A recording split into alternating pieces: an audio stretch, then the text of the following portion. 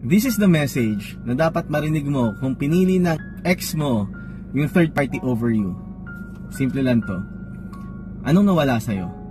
Isang cheating partner, sleepless nights, kung umiinom ka, pera sa alak, kung nagsha-shopping ka, pera sa shopping. Pero sila, forever sila magbabantayan, forever sila magpupulisan, forever silang insecure. Kasi alam nila, kung kaya nila nakawin yung partner nila ngayon, anong guarantee na hindi mananakaw to ng ibang tao sa kanila?